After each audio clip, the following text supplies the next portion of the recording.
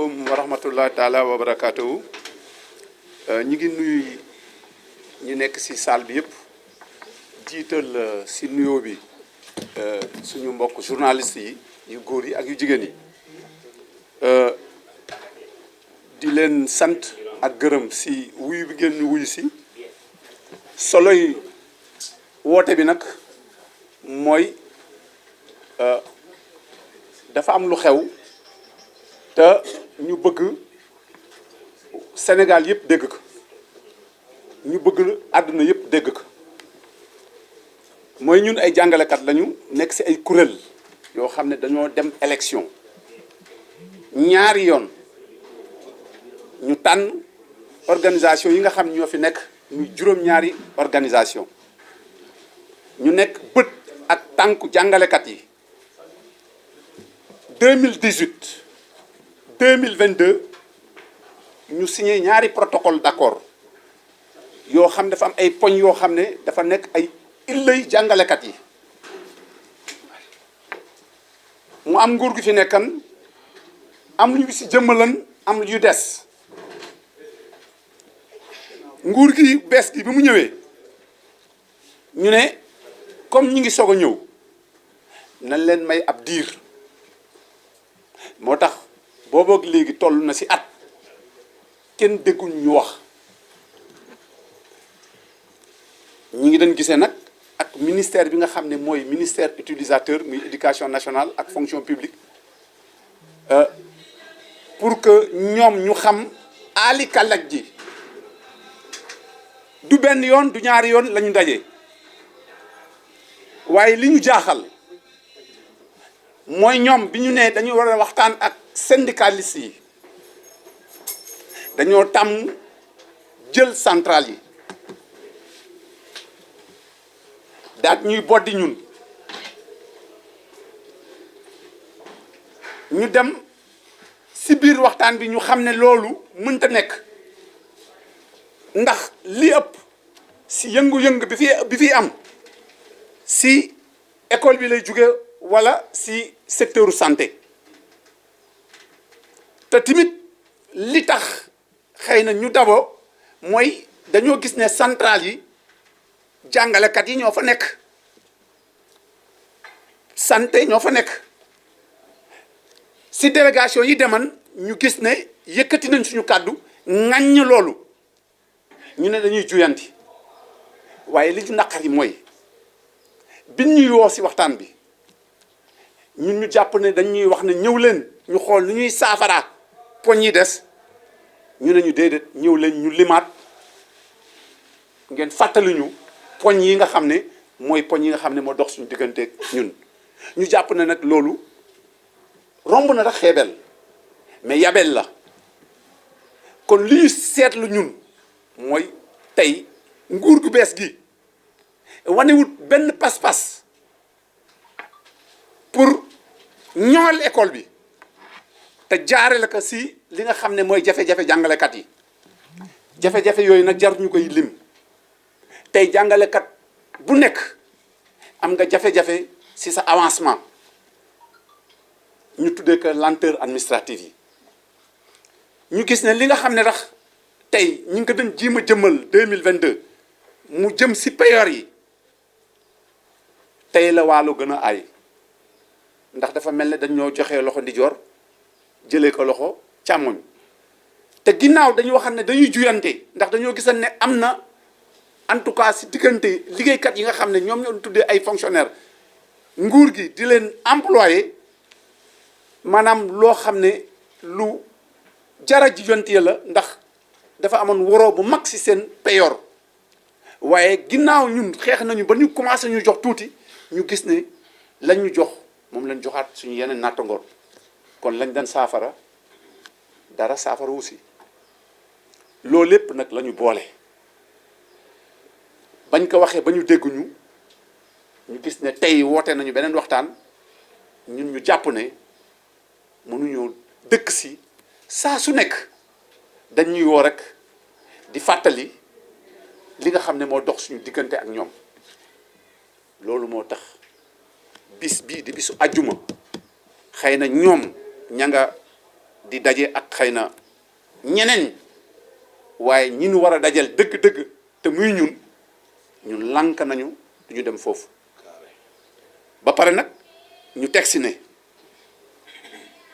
ñun du ñu nangu ku ñu yàpp du ñu nangu ku ñu fontoo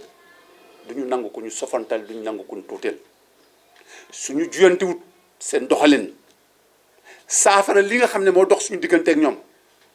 jaamaarloo dina am école bi dina delloo buum si booy ga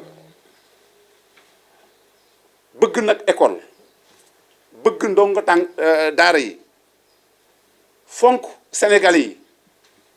moo tax boobu ba léegi ñuy muñ li ñu naqari waaye nag jot na fi mu nekk nii ñu taxaw ne jonn pour wax leen ne li ñuy xaar ci ñoom bu dee jubal la ak jubanti nañu taxaw saafara ndax école bi kat mooy béréb bi nga xam ne fa la ñuy tàggatee nit defar ka ba mu mucc ayib kon loolu mooy suñu taxawaay tey loolu moo tax ñu woo leen ñi ngi leen di sant di leen gërëm di déglu nag li nga xam ne mooy seen préoccupation luñ si mën a tontu rek ñu tontu la mais di leen biral ne ñun école bi rek mooy suñu tedd nga école bi rek la ñu am loolu moo tax ñun école bi duñ ko foyee te ku koy foyee ñu jaamaarloog yow kon ñi ngi woo ñi nga xam ne ñoom yàlla teg réew mi seen loxo ñu xam ne école du foyukaay njàng ak njàngale moo yore am réew nañu delloo si seen xel ñu saafara suñuy mébét école bi jëm kanam njàng mi njong Sénégal jëm kanam ñoo ngi leen di sant di leen gërëm. Mais vous pouvez le faire. Je pense que relativement à la première question, il faut être très clair, net et précis. Au rythme où vont les choses, aucun pacte social ne saurait engager les syndicats de l'éducation et de la formation. Ce pacte qui serait signé, qui devrait être signé, l'on ne sait pas quand. S'il en est le cas, il ne pourra engager que ceux qui ont pris part aux négociations. Le principe, c'était d'arriver à des négociations pour enfin signer un pacte. Mais quand en lieu et place de négociations, on nous parle de recueil de préoccupations ou d'attentes des syndicats d'enseignants, nous considérons que la démarche elle est faussée. Deuxième chose, quand on fait dans le deux poids, deux mesures, en ne respectant pas le parallélisme des formes,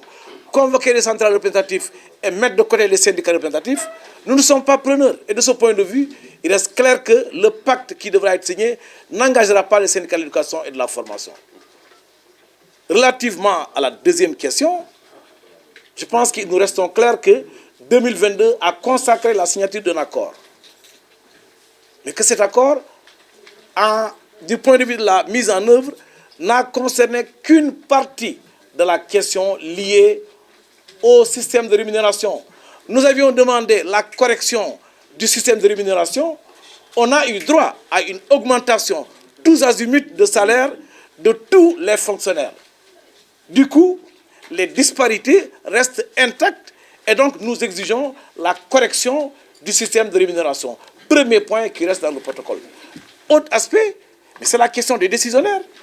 qui à ce jour n'a pas connu de solution définitive, qui à ce jour fait les frais d'un dilatoire incessant. Il s'y ajoute maintenant que le protocole lui-même en soi contient un résiduel lié à ce qu'on appelle les questions des indemnités des classes spéciales des EFA, les questions liées aux indemnités des examens scolaires, CFE, BFM, entrée en 6e, baccalauréat.